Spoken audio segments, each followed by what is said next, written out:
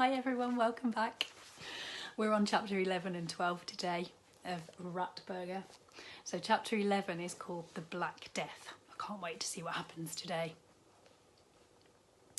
All the kids in the class started sniggering when the headmaster used the word dropping, except for Zoe.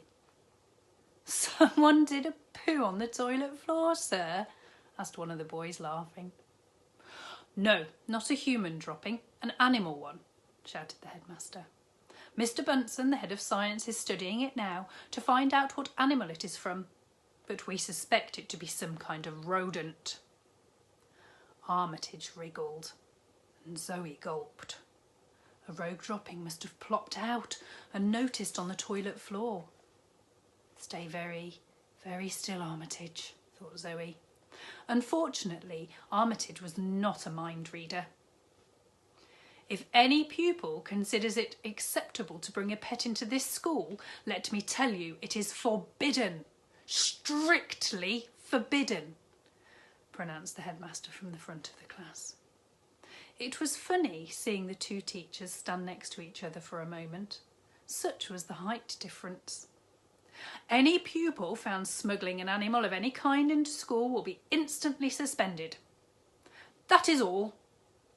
With that, he turned and left the room. Masterful. "Goodbye, Mr. Grave," called Mrs. Midge after him. She watched him go wistfully, and she turned back to her pupils. "Right, you heard Colin. I mean, Mr. Grave, it is forbidden for you to bring pets into school." The kids all looked round at each other and started whispering. "Bring a pet into school?" Zoe could hear them saying to each other. "Who would be so stupid?" Zoe sat as still as she could, staring forward in silence. "Silence!" snarled Mrs. Midge, and there was silence. "It is not an opportunity to talk. Now let's get back to the lesson. The Black Death." She underlined those 3 words on the board. "So, how did the incredibly deadly disease travel all the way from China to Europe? Anybody?" asked the teacher without turning around. She was one of those teachers who always asked questions but didn't wait for answers. So, a millisecond after posing the question, she herself answered it. "Nobody. Rats brought the fatal disease. Rats on board merchant ships." Zoe couldn't feel Armitage squirming around anymore and breathed a sigh of relief. He must have gone back to sleep. "But it wasn't the rat's fault, was it?" blurted out Zoe, without putting her hand up. She couldn't believe her little friend's great-great-great-great-great-great-grandparents could be responsible for such incredible suffering. Armitage was far too sweet to hurt a soul. Mrs. Midge spun round on her heels, which, despite being high, still didn't make her even medium height. "Did you speak, child?" she said, as if she was a witch enchanting a spell. Yes, spluttered Zoe, now beginning to wish she'd kept her mouth shut after all. "Forgive me, but I just wanted to say, Miss Midge, that you shouldn't really blame the rats for this terrible disease, as it wasn't their fault. It was the fleas catching a free ride on their backs that are really to blame." All the kids in class were now looking at Zoe in disbelief. Despite this being a rough school, the teachers often having to leave with nervous breakdowns, no one ever interrupted Mrs. Midge, especially not to spring to the defence of rats. The classroom fell deathly silent. Zoe looked around. Every pair of eyes on her in the room was now glaring at her. Most of the girls looked disgusted, and most of the boys were laughing. Then, suddenly, Zoe felt like she had a tremendous itchy itch on her head. Quite the itchiest itch that she had ever itched. It was, in a word, itch-tastic. "What on earth is that?" she wondered. Zoe, sneered Mrs. Midge, now staring intently at exactly the place where Zoe had the itch on her head. Yes, miss, asked Zoe, perfectly innocently. You have a rat on your head. Oh dear, Armitage has escaped. Chapter 12. Instant suspension. What is the worst thing that could ever happen to you at school? When you arrive in the morning, you walk through the playground and you realise you forgot to put on any clothes except your school tie.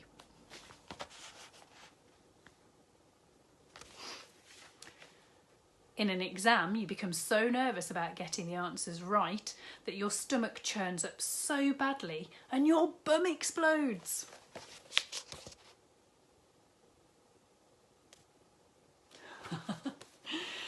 During a football match, you run around kissing all your teammates after you've scored a goal, only to be told by the PE teacher that it was, in fact, an own goal.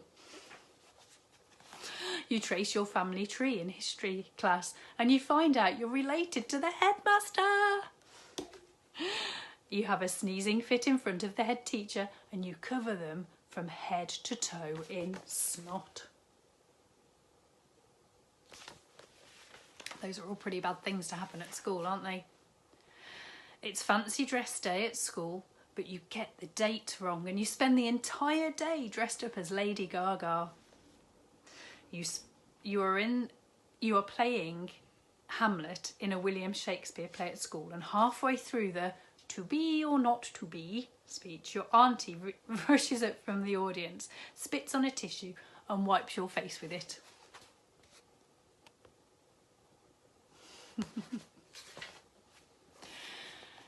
You take off your trainers after games and the smell of mouldy cheese is so bad the entire school has to be closed down for a week to be defumigated. At lunchtime in the dining hall you overdose on baked beans and you do a blow-off that lasts all afternoon.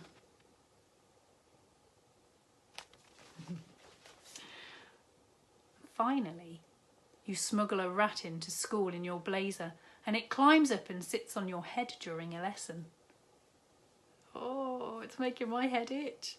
There we go. There's Armitage sat on Zoe's head. Any of those things would be enough to get you added to the list of infamous pupils, those famous for all of the wrong reasons. With the rat on head incident, Zoe was about to be on that list of shame forever. You have a rat on your head, repeated Mrs. Midge. Oh, do I, miss? Zoe said, mock innocently. Don't worry, said Miss Midge. Sit very still and we can call for the caretaker. I'm sure he can kill it. Kill it? No. Zoe reached onto her head and lifted the rodent over her now even more wiry mess of red hair and held it in front of her. Children around her got up from their seats and backed away from her. Zoe, do you know this rat? Said Miss Midge suspiciously. No, said Zoe. At this point, Armitage ran up her arm and climbed into her breast pocket. Zoe looked down at him.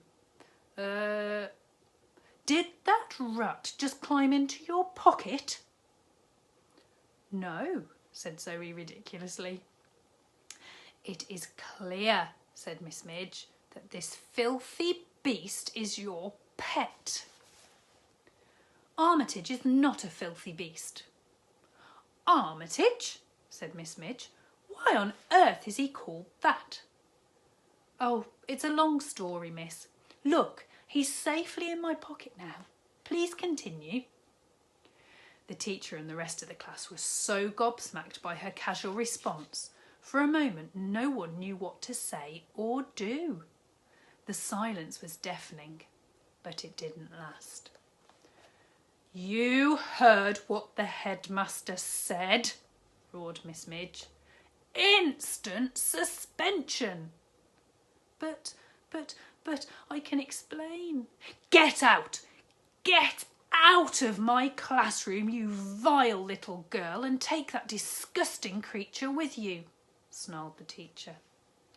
Without making eye contact with anyone, Zoe quietly gathered her books and pens and put them together in her plastic bag. She pushed her chair back and it squealed against the shiny floor. "Excuse me," said Zoe to no one in particular.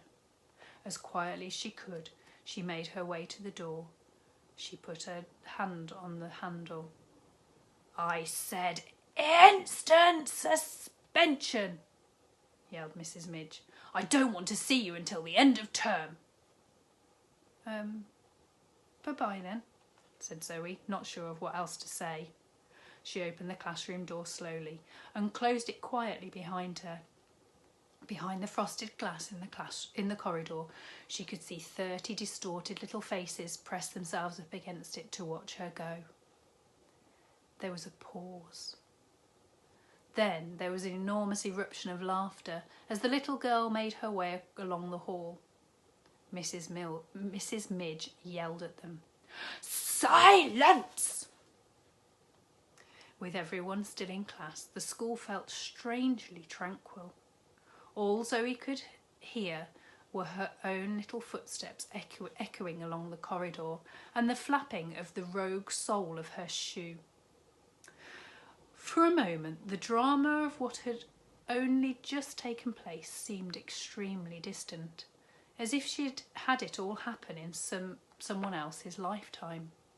School had never felt so eerily empty before. It was like it was a dream. Yet, if this was the calm after the storm, it wasn't to last long. The bell rang for lunch break, and like a dam bursting, the classroom doors in the long corridor flung open, and a blast of school children spurted out. Zoe quickened her pace. She knew the news of having a rat on her head in history class would spread like the plague itself. Zoe had to get out of school, and fast. Oh dear. Poor Zoe. She didn't get dobbed in, did she? By Tina. She actually got dobbed in by Armitage himself by climbing onto her head. I didn't expect that to happen. The next chapter is called Bert's Burgers. So I'm guessing this is where the rat burger comes in. Let's have a look what chapter 14 is called, if I can find it. Oh, it's quite a long chapter. Chapter 4 is called A Bogey on the Ceiling. I can't wait to read the next two chapters. It's getting quite interesting, isn't it? So Dad's lost his job and Zoe's been suspended from school. Not going well, is it? So let's see what happens tomorrow. I look forward to reading again and seeing you all soon. I hope you're enjoying all your tasks on Google Classrooms, on Doodle, and that you're enjoying all your home learning. Take care now, and I'll see you next time. Bye.